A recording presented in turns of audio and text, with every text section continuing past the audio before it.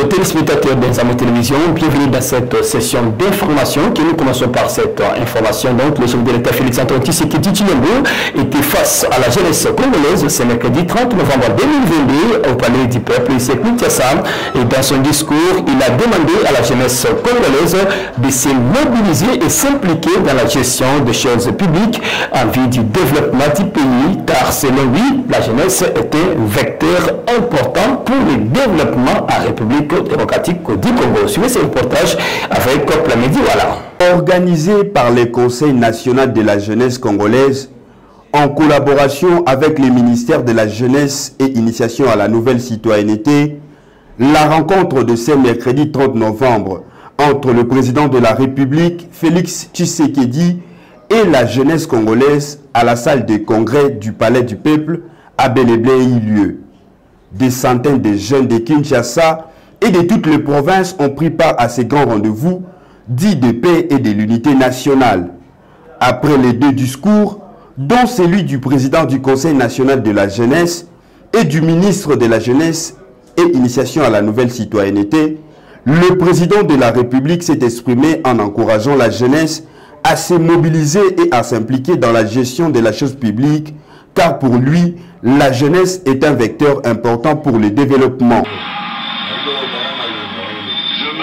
Je me rappelle qu'au début de mon mandat, lorsque j'en parlais, certains ministres m'avaient opposé leur impossibilité d'y arriver. Et alors, à l'époque, je parlais que de 10 milliards, mais aujourd'hui, nous sommes à 14 milliards. Donc, c'est pour vous dire que les miracles sont possibles en République démocratique du Congo. Et c'est avec cette jeunesse que nous allons rendre possible les capacités de progrès. Il faut savoir que plusieurs sujets ont été abordés au cours de cet échange entre le chef de l'État, Félix-Antoine Tshisekedi Tshilombo, et la jeunesse congolaise, notamment la faible représentativité dans les instances de prise de décision et la mobilisation générale pour le soutien aux FARDC.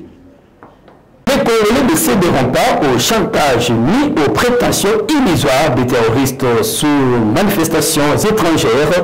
Ce sont là les mots forts de l'intervention du président de la République Félix-Antoine Tshisekedi Tshilombo. C'était lors du 3e round des assises de Nairobi qui ont permis de rétablir la paix et la sécurité dans la partie est de la République démocratique du Congo. Suivez ce reportage. Nous sommes sur une approche de désarmement, de démobilisation, en mettant un point d'honneur sur le relèvement communautaire, suivant laquelle la réinsertion des ex-combattants se fait dans une logique de cohésion sociale au sein des communautés et non au sein des forces armées de la République démocratique du Congo.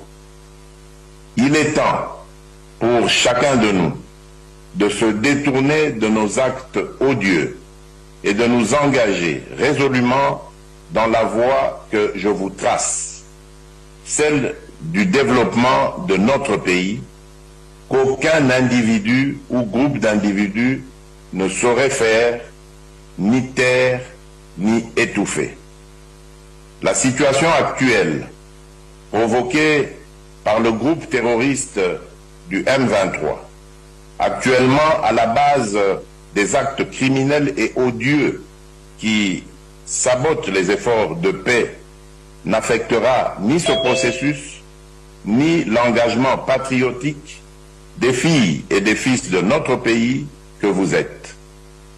Nous ne céderons ni au chantage, ni aux prétentions illusoires de ces terroristes sous manipulation étrangère et qui n'ont pour choix que de s'engager dans la stricte ligne édictée par le communiqué final du mini-sommet de Luanda du 23 novembre dernier, qui préconise, je cite, la cessation des hostilités, le retour sur leur position de novembre 2021 et l'intégration dans le programme des DRCS.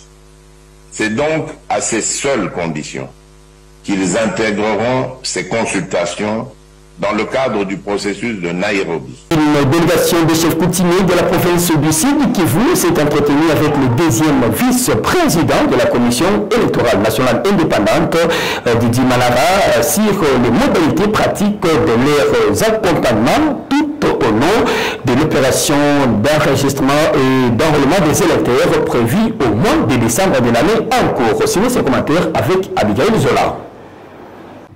C'est en prélude du lancement de l'opération d'enrôlement des électeurs prévue en décembre 2022 que cette délégation de chefs coutumiers de la province du Sud Kivu, conduite par Mwami Kabaré Rougemanindi II, responsable de la chefferie des Kabaré, par ailleurs président provincial de l'Alliance des autorités traditionnelles du Congo, est venu s'entretenir avec le deuxième vice-président de la centrale électorale, Didi Manara Linga. Occasion pour lui d'exprimer les modalités pratiques de leur accompagnement tout au long de l'opération d'enregistrement et d'enrôlement des électeurs. Le deuxième vice-président a vraiment chaleureusement accueilli la démarche de notre délégation, étant donné que les chefs coutumiers ont toujours été un partenaire de la CENI, et d'autant plus que nous venons de province à problème. Il a dit qu'il comptait réellement sur notre implication, notamment aussi dans la protection du personnel de la CENI dans nos entités, ainsi que du matériel. La collaboration va s'étendre aussi aux autres services de sécurité qui sont mis à la disposition des chefs de chefferie que nous sommes par les textes de loi. Donc nous allons essayer de travailler en synergie avec les représentants locaux de la CENI au niveau des groupements et des chefferies et secteurs, ainsi qu'avec les services de sécurité pour optimiser les chances de succès de tout le processus électoral dans notre pays. Signalons que l'identification et l'enrôlement des électeurs dans les provinces de l'ère opérationnelle 1 débute le 24 décembre 2022 jusqu'au 23 janvier 2023. La mission d'observation électorale CENCO-RCC s'est dit satisfaite du calendrier électoral publié par la Commission électorale nationale indépendante. Aussi, cette commission d'observation promet d'aider la CENI à la planification d'une manière dramatique à la tenue des élections de 2023. Suivez ces commentaires avec Jérémy Boulongo. Publié depuis le samedi 26 novembre 2022, les calendriers des prochaines élections par la Commission électorale nationale indépendante CENI en sigle. La Commission épiscopale nationale congolaise et l'Église du Christ au Congo s'est dit satisfait via la supervision technique d'observation électorale. Quant à Cyril Eboto, co-responsable de programmation et d'éducation civique et électorale à la Commission épiscopale Justice et Paix de la CENCO, affirme que le défi à relever sème encore le doute. Quant à son respect, c'est d'abord la satisfaction parce que nous avons réclamé à corps et à cru ces calendriers planifiés de manière un peu plus pragmatique la tenue des élections locales. Parce que les conseils communaux seront élus le même jour que les présidents de la République, les députés nationaux ainsi que les députés provinciaux, a-t-il déclaré.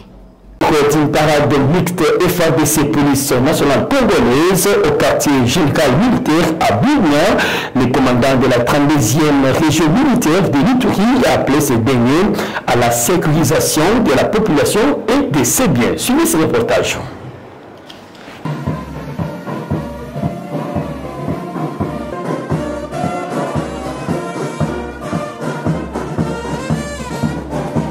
Parade mixte FARDC, police tenue à chaque fin du mois. Le commandant de la 32e région militaire n'a pas dérogé à la règle pour ce mois de novembre. C'est lundi à Bounia. Le général-major Peter Chirimwami a, au nom du gouverneur militaire de l'Ituri, le lieutenant-général Boyanka Johnny, félicité et encouragé le service de défense et de sécurité pour la lutte sans merci qu'il mène contre l'insécurité et la criminalité en ville de Bounia, où règne une accalmie à l'instar de plusieurs agglomérations de la province. Na cadre ya évaluation ya activité ya sanza na biso nalingaki na pesa na kombo ya gouverneur militaire son excellence lieutenant général Luboya Kasha Majoni ba félicitations na effort to sali sanza oyo mais ezala te que na ndenge tokomi na mwa 55 wana na suka ya sanza oyo ezokolanda tokoma lisusu na 40 souci ya mokonzi ya province ezali évaluation ya décembre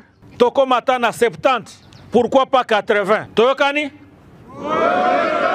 Occasion pour le numéro 1 de la 32e région militaire de rassurer également la population quant aux moyens et mécanismes mis en place pour mettre définitivement un terme à certains antivalaires rencontrés auprès de quelques agents de l'ordre. Nous devons rassurer la population que nous sommes prêts. Pour Nabango toza prêts. Il faut qu'on s'exerce. Bozolanda na ba télévision makambo ezoleka côté à Goma kuna. Nous devons être prêts pour y aller. Toyokani? Il faut dire que la parade mixte tenue chaque fin du mois vaut son pesant d'or car elle permet d'évaluer les activités de toutes les unités de FARDC et de la police en Ituri.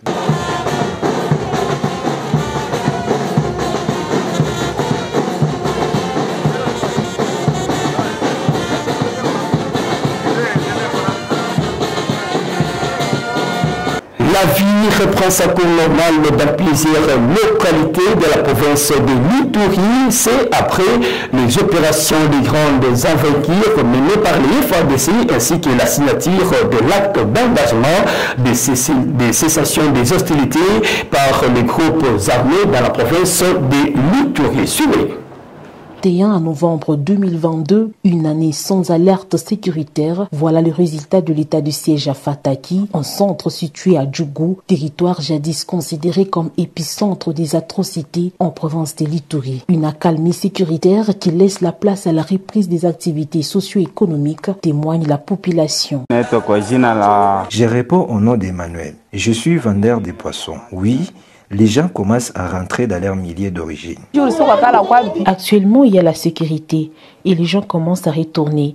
Certaines personnes sont restées dans le site parce que leurs habitations ont été détruites pendant les atrocités. Pour Joram Bavi, docteur à l'hôpital de référence de Fataki, l'état de siège décrété par le président de la République, Félix Antoine Tshisekedi Tshilombo, avance jour pour jour vers les objectifs qui lui ont été assignés. Ces derniers appellent à l'implication de toutes les couches et à l'accélération du programme de désarmement en vue de pérenniser les acquis sécuritaires sous état de siège. Nous sommes en train de voir les résultats sur le terrain. Déjà, si les gens peuvent passer la nuit paisiblement dans leur maison, ceci signifie que l'état de siège est en train de faire son travail. Nous, à notre niveau, nous pensons que tout le monde doit s'impliquer. Chacun a une part de responsabilité dans la sécurisation de la province de l'Ituri.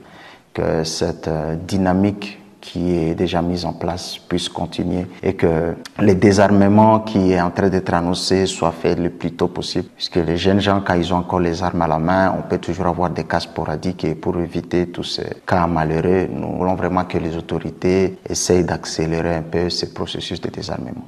En ces jours, plusieurs personnes ayant fui les atrocités dans le territoire des Djougou regagnent leurs entités grâce au programme des retours volontaires des déplacés coordonné par l'administration militaire sous l'œil vigilant du lieutenant-général Luboya Kashamadjoni. Pour plusieurs personnes rencontrées ici à Fataki, le retour de la paix est non seulement une réponse aux problèmes sécuritaires, mais surtout une preuve concrète de la restauration. C'est mercredi 30 novembre 2022 à Kinshasa de l'atelier de validation des résultats sur l'étude de redynamisation du système d'information pour la gestion de l'éducation. Cet atelier était organisé par le ministère de la formation professionnelle et des métiers. Reportage.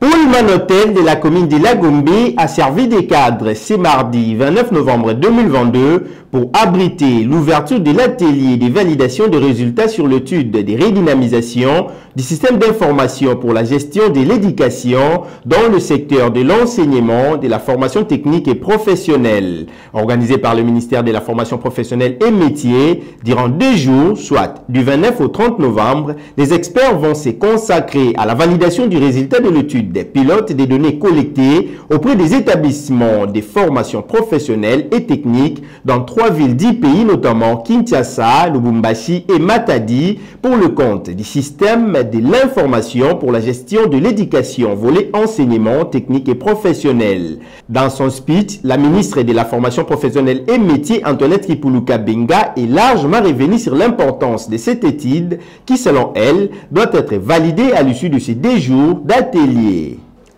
Pour Antoinette Kipuluka Benga, la formation professionnelle autonomise les jeunes et favorise leur intégration professionnelle, d'où la nécessité d'accorder une importance capitale à ces secteurs.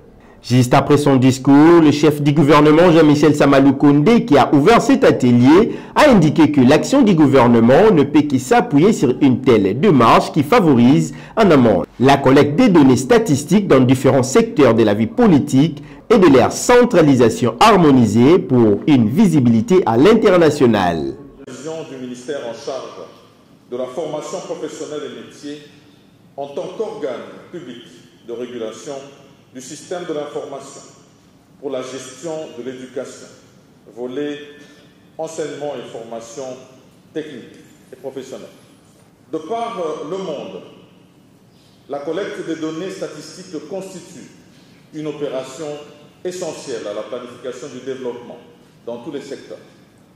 Elle permet une prise de décision rationnelle fondée sur des renseignements pertinents en vue d'améliorer les conditions de vie de l'homme dans la société. Dans ces conditions, l'action du gouvernement ne peut que s'appuyer sur une telle démarche qui favorise en amont la collecte des données statistiques dans les différents secteurs de la vie publique et de leur centralisation harmonisée pour une visibilité à l'international, je voulais dire. Signalons par ailleurs que le représentant pays de l'UNESCO et l'ambassadeur de la Corée du Sud, qui apportent un appui technique et financier à ces projets, ont également salué l'aboutissement heureux de cette étude. Il s'observe depuis plusieurs jours une pénurie d'eau potable dans la commune de Ngagima, plus précisément dans le quartier Maleka depuis plusieurs mois maintenant. Cependant, la population de ce coin de la capitale congolaise lance un appel aux autorités compétentes pour remédier à cette situation. Suivez ce commentaire avec Vainqueur Mamboté. L'eau, c'est la vie, dit-on. Or, ce n'est pas la réalité pour certains habitants de la capitale. Précisément à Luboudi, dans la commune de Ngaliema, des robinets secs et sont devenus des échantillons, affirment les habitants de ces coins de la capitale. Régie des eaux, nous avons régie des eaux, pompe petit à l'échantillon et puis forage. Il paraît forage à la longue, ils ont ça maladie. Bon, pendant l'état Nabiso, on est vraiment fatigué parce qu'on a déjà commencé beaucoup parler chez les gens de l'État. Ici, nous avons des problèmes, personne ne nous regarde. Et aussi, s'ils ont des problèmes des élections, ils viennent toujours chez nous. Ils viennent chez nous ici avec les habits, les 5000. Nous n'avons pas besoin de ça. Nous avons besoin de notre quartier soit vraiment organisé.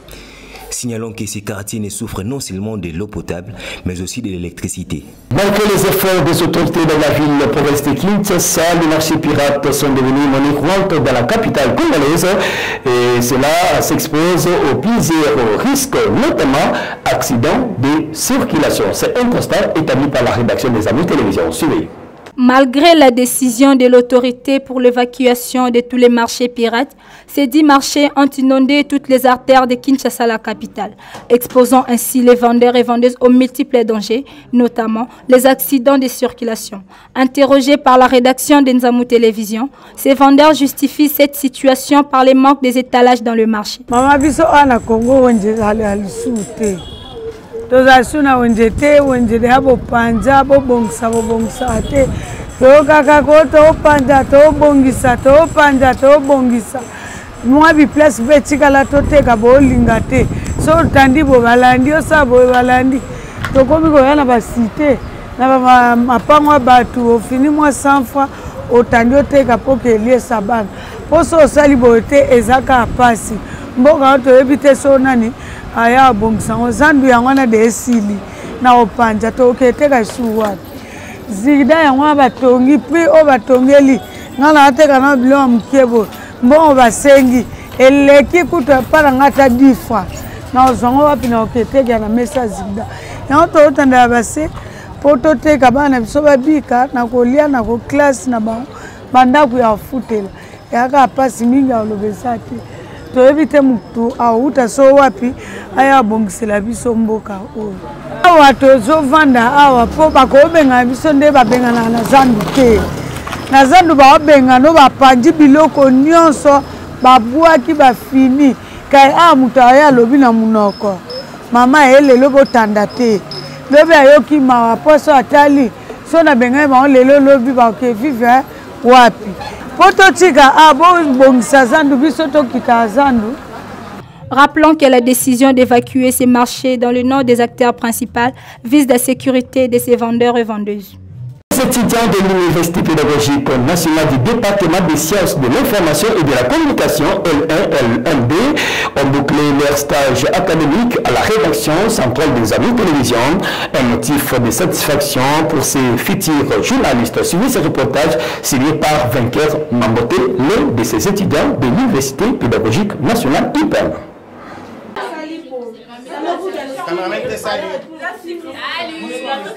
Ces stages académiques des étudiants de l'Université pédagogique nationale UPEN en sciences de l'information et de la communication L1-LMD à la rédaction centrale d'Nzamou TV étaient répartis en deux phases, notamment la phase théorique et la phase pratique. La phase théorique consistait à faire la brève, la revue de presse, les chapeaux et les commentaires. Et la phase pratique, ces futurs journalistes ont fait la descente au terrain pour la récolte, le traitement et la diffusion des informations. Et aussi, ils ont précédé à la présentation du journal TV.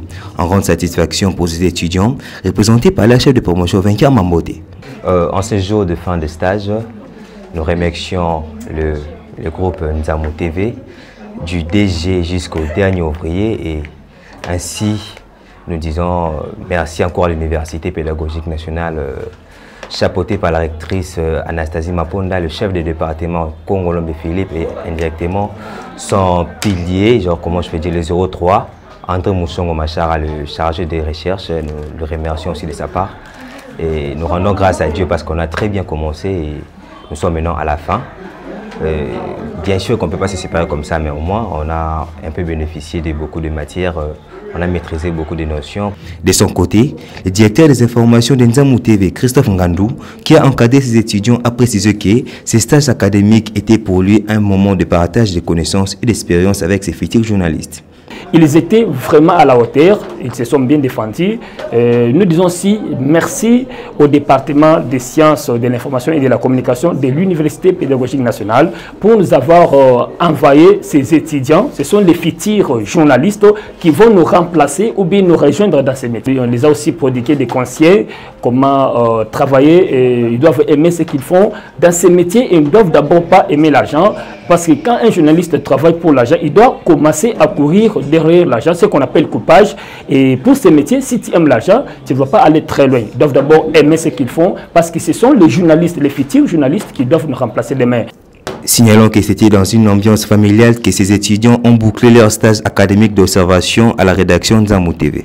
Les étudiants ont exprimé leur satisfaction en remerciant la rédaction centrale de Nzamou Télévision pour ce moment de partage de connaissances et d'expériences qui était aussi pour eux une occasion de concilier la théorie à la pratique. Suivez leurs propos ont été recueillis pour vous par Wilfried Samba.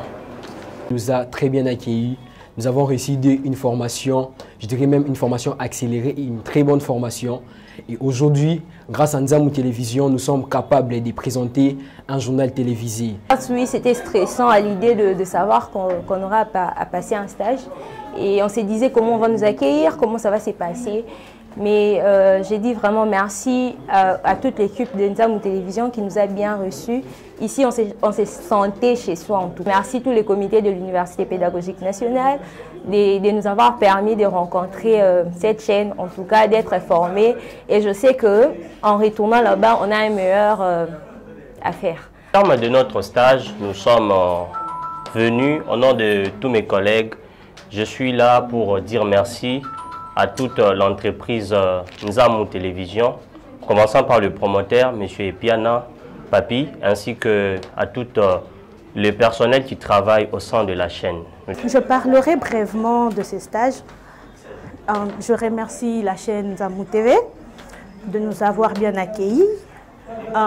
Plus précisément, le monsieur Dei Christophe Ngandou. Il a été vraiment compréhensif. Au début, ce n'était pas vraiment facile, je peux le dire, mais avec le temps, ça a été. En tout cas, le stage s'est bien passé.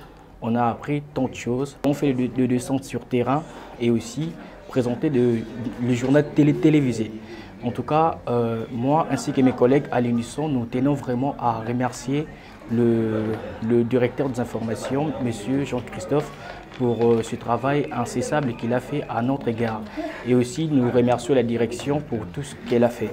Et particulièrement aussi l'UPEN pour nous avoir envoyés dans cette chaîne. Merci beaucoup. Zamou TV nous a rendu tellement meilleurs que nous en sommes fiers aujourd'hui.